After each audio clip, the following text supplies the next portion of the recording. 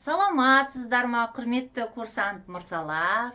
Бүгін сіздермен этика пәні бойынша тақырыбымыз ішкі істер органының қызметкерлерінің этикасын, кәсіптік қызметіндегі негізгі категориялары. Жалпы этикалық нормаларға тоқталатын болсақ, этика дегеніміз бұл грек сөзі дағдыдан, әдет-ғұрыптан басталған. Құрметті курсант мырзалар, тақырыбымызды бастамай тұрып, бүгінгі тақырыбымыздың пән аралық байланысы, жалпы мақсаты, міндеті, тәрбиелік мәнін атап өткім келеді. Біздің тақырыптың мақсаты этика нормалары күнделікті ішкі істер органының қызметкерлерінің қызмет барысында түрлі азаматтармен қарым-қатынаста дұрыс психологиялық, моральдық тұрғыда қарым-қатынас орната білу, және де күнделікті азаматтармен сервистік модель тәсілін жүзеге асыра білу, дұрыс қарым-қатынас орната білу болып табылады. Яғни әдет, мейірімділік, тыңдай білу, сөздік қорымыз, ораторлық шеберлігіміз ең маңызды роль атқарады әдеп кодексінде. Екінші, біздерде тәрбиелік мәні бұл біздердің азаматтармен дұрыс қарым-қатынас орната білу, сервистік модельді дұрыс енгізу. Ал сіздер білесіздер, этикалық нормалар барлық сіздердің оқып білім алып жатқан пәндермен тығыз байланыста.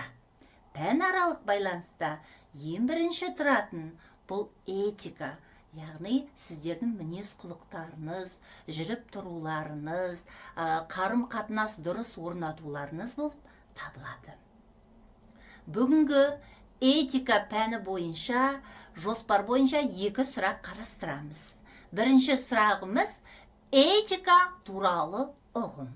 Жоспар бойынша екінші сұрағымыз ішкі істер органының қызметкерлерінің этикасының кәсіптік қызметіндегі категориялары. Ал енді ең негізгі осы екі сұрағымыздың бірінші сұрағына тоқтала өтейік. Этика туралы ұғым дегеніміз не? Этика грек эсос дағды, әдет ғұрып, зерттеу нысаны, мораль, адамның мінез құлқы болып табылатын ежелгі теориялық пәндердің бірі болып табылады. Ал этикалық нормаларда қарым-қатынас, адамдар арасында бірлескен іс-әрекет қажеттілігін туғызып, байланыс орнатылатын күрделі процесс. Этикалық нормаларда осы күрделі процесіміз екі немесе одан да көп адамдардың арасындағы танымдық немесе эмоционалды ақпарат, тәжірибе, білімдер, біліктер, дағдылар алмасу болып табылады. Этикалық нормаларда қарым-қатынасты дұрыс орнату, тұлғалар мен топтар дамуын, жалпы жеке қалыптасуын қажетті шарты болып табылады. Құрметті курсант мырзалар, ең бастысы этикалық туралы ұғымда біздің білетініміз бұл халықпен қарым-қатынасты дұрыс орнату, психологиялық тұрақты болу, халықтың мұң-мұқтажын тыңдай білу. Ал қарым-қатынас барысында адамдардың танымдық хабарлармен, ақпараттармен, тәжірибемен, біліммен дұрыс алмасуы, яғни өзара түсінісуі, бірін-бірі қабылдауы жүзеге асады. Этикалық ұғымда ең басты тұратын бұл қарым-қатынас. Ал қарым-қатынастың өзінің үш түрі болады. Бұл коммуникативті, интерактивті және перцептивті үш жағы бар. Тұртып алыңыздар. Және мизо, макро, микро, рухани іскер тағы басқа деңгейлері болады. Этика нормалары бойынша адамдар арасындағы қарым-қатынастың басты мақсаты өзара түсіністікке қол жеткізу. Қарым-қатынас жасауда қарым-қатынасқа түсетін адамды тыңдап, түсіне білудің, яғни дұрыс диалог орната білу маңызы зор.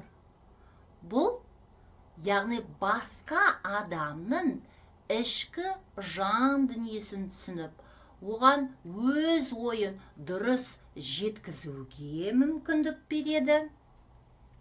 Сондай-ақ, курсант мырзалар, этикалық ұғым бойынша адамдар басқаларға өз ойлары мен көз қарастарын түсіндіре отырып, түсініспеушілік, ұрыс-керіс, дау-жанжал секілді жағымсыз құбылыстарды болдырмауға әрекет жасайды.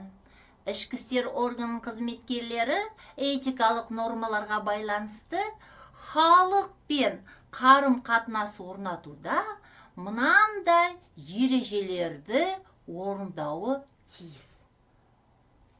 Барлық халық адамдармен тең дәрежеде дөрекілік пен жағымпаздық қарым-қатынас жасау, сұхбаттаушының жеке пікірін сыйлау, бұйрық емес өтініш деңгейінде қарым-қатынас жасау, басқа адамның пікірін сыйлау және тәжірибесін қабылдай білу болып табылады.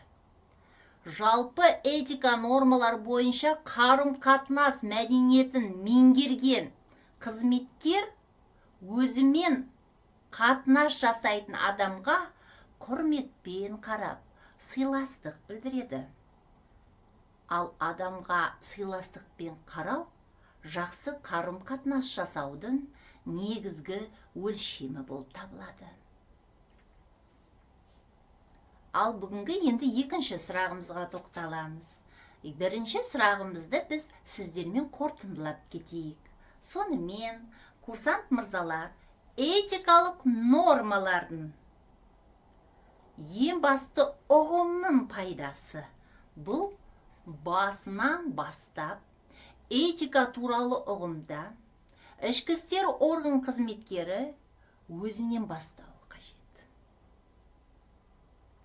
Менің міндетім қандай?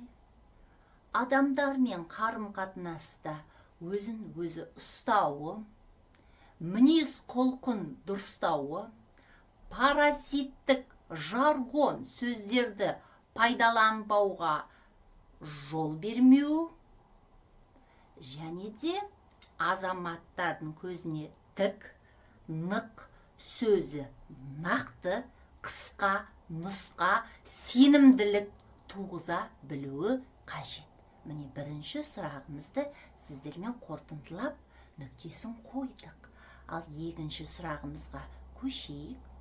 Екінші сұрағымыз біздің ішкі істер органының қызметкерлерінің этикасының кәсіптік қызметіндегі негізгі категориялары.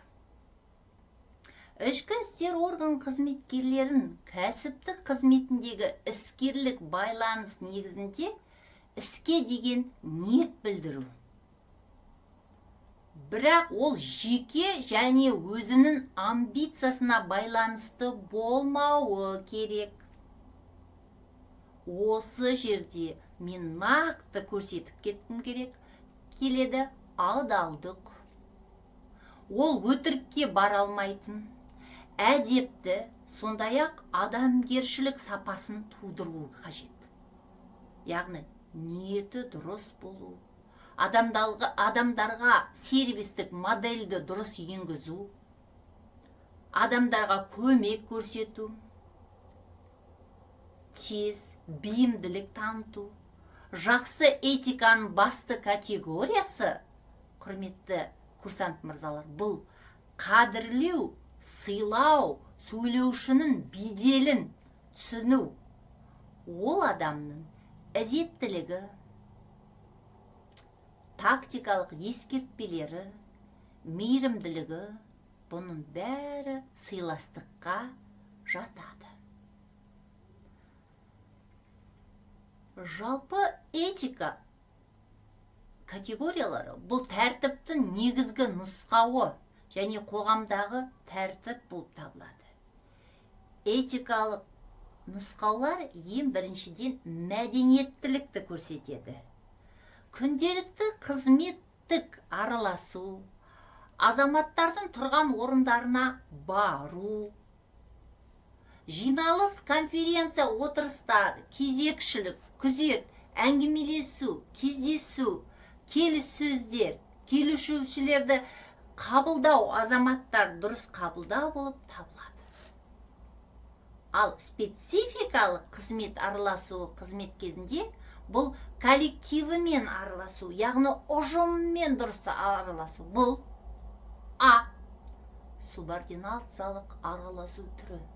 Яғни ішкі істер органының қызметінде әрбір қызметкер дұрыс субординациялық тактиканы ұстау қажет. Сонымен қатар қызметкерлер мен жұмыскерлер арасында араласу. Қызметкерлер мен дұрыс бағытта тіл табыса білу. Білім алу кезінде, үйрену кезіндегі сабақ берушінің тыңдаушылармен жұмыс жасап жүргізу. Шет азаматтармен іскерлік қарым-қатынас болып табылады. Бұның барлығы спецификалық қажет араласу болып табылады. Сонымен, құрметті курсант мырзалар, өздеріңізге менің әрбір дәрісімді түртіп отырыңыздар. Мен басты екінші сұрағым бойынша айтатыным вербалды емес араласу. Публикалық қатынас және интервью болып табылады. Баспада, теледидарда, радио арқылы сөйлесу, телефон, телесайт, радиохабарлар, мессенджер, іскерлік жазу, іскерлік қарым-қатынас қағидасына сәйкес тәжірибе құжаттармен жұмыс істеуде бүкіл әлемде бірдей.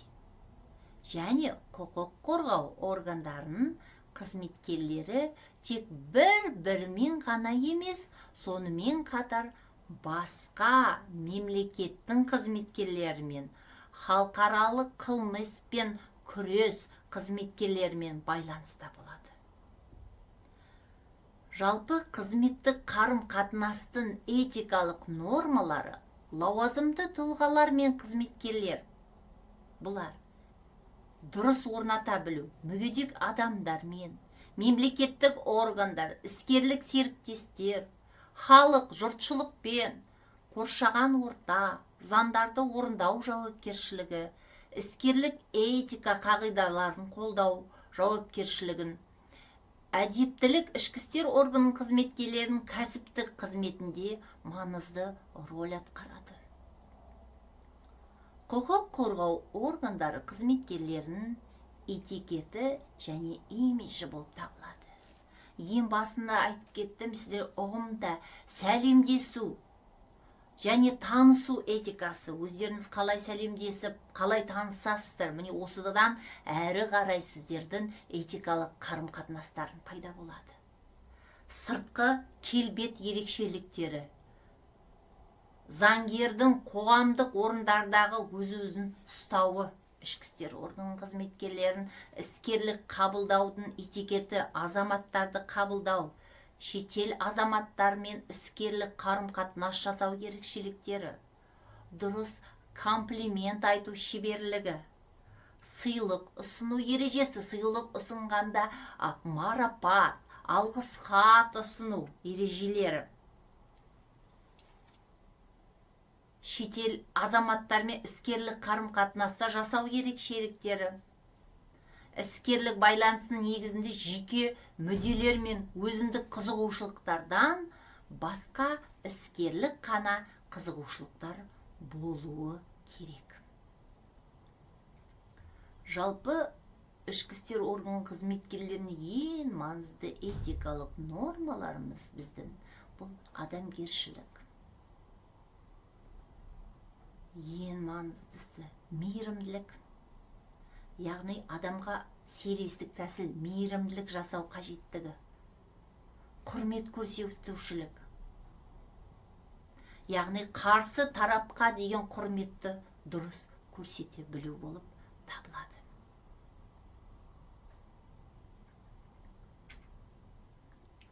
Ең маңыздысы, ең қажетті вербалды емес ұғымдарды естеріне сақтап, жүзеге күнделікті қызмет барыстарында жүзеге асыра білу болып табылады. Сонымен бірінші сұрағымыз түсінікті, екінші сұрағымыз біздің ішкі істер орган қызметінде қандай болу қажет, қызметіндегі кәсіптік категорияларымыз, өз-өзімізді ұстауымыз, азаматтармен қарым-қатынаста дұрыс қарым-қатынас орнатуымыз. Міне маңызды келесі ұғымдарды мен сіздердің алдарыңызға ұсынамын. Өздеріңізге керек кезде түртіп алыңыздар. Ең маңыздылығы бұл әдептілік ішкі істер орган қызметкерлерінің кәсіби қызметінде маңызды роль атқарады. Ең бірінші, құқық орган қызметкерлерінің этикеті және имиджі дедік. Міне, не үшін мен осы сұрақты қойдым?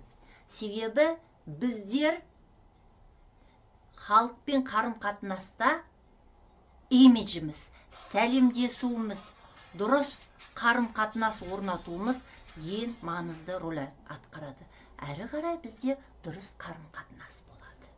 Және де, құрметті курсант мырзалар, кері байланысты ұмытпаңыздар. Сонымен бүгінгі әдеп этикасы бойынша екі сұрағымыз талқыланды. Сұрақтарыңыз бар ма? Келесі сабақта кездескенше назарларыңызға рахмет. Сау болыңыздар.